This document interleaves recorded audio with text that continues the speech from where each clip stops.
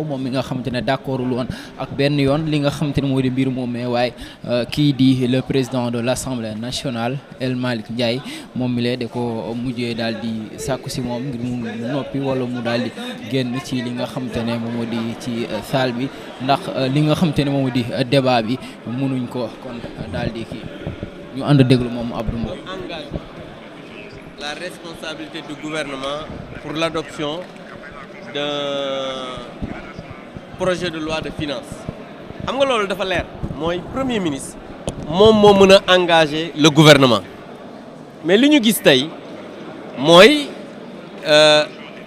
kii di ministre des finances moo ñëw premier ministre yéen déggoon ngeen ko démb président assemblée nationale déggoon ngeen ko mu ne mais premier ministre dina ñëw tey mais premier ministre ñëwul et dans la constitution dafa leer nañ waxuñu le premier ministre peut se faire représenter.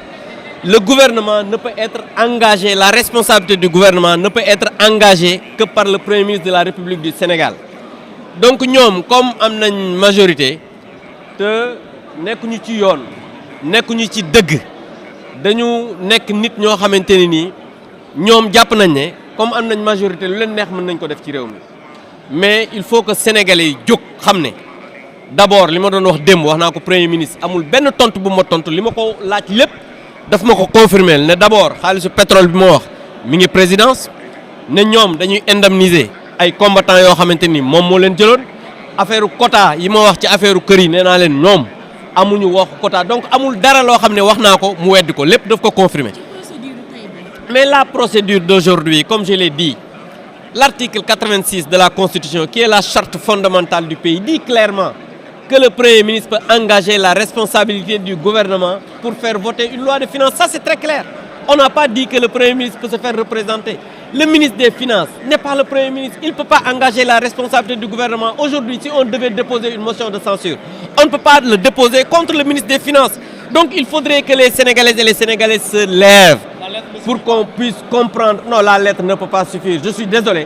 Mais encore une fois de plus, la Constitution n'a pas dit que le Premier ministre peut envoyer une lettre à l'Assemblée nationale. Il faudrait qu'on soit juste, il faudrait qu'on soit honnête, il faudrait aussi qu'on dise le droit. On a dit, et vous tous, vous êtes des journalistes, vous avez vu dans le monde, quand on doit engager le gouvernement, c'est le Premier ministre qui vient.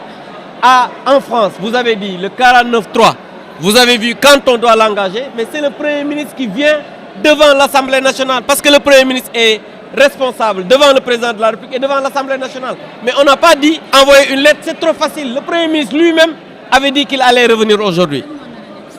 Mais suñu taxawaay li mu nar a nekk mooy on va encore une fois de plus, comme je l'ai dit, dénoncer ce qu'il y a. C'est qu'aujourd'hui, on est dans un état où on va installer une dictature. On veut museler la presse, même le taux de pression fiscale. Attendez-vous à avoir une pression très forte parce que c'est 19,3 qui est prévu dans la loi de finances 2025. Ils veulent aujourd'hui voter une loi de finances 2025 sans débat. C'est parce qu'ils sont dans l'opacité. Pour la première fois dans l'histoire politique du Sénégal, le budget du Sénégal va être géré dans une parfaite opacité. Et je pense que ça, c'est inacceptable. En tout cas, nous sommes des républicains. Nous n'allons pas empêcher que le Sénégal puisse avoir un budget, mais je pense que les conditions dans lesquelles on a voté aujourd'hui ce budget, ce sont des conditions qui sont inacceptables. Merci. Mais vous aviez la latitude de déposer une motion de censure. Pourquoi vous ne l'avez pas fait? Mais vous savez, une motion de censure, il faut que le Premier ministre vienne. Lui, il a l'habitude de fuir. Aujourd'hui, il a encore fui. Voilà. Nous le constatons.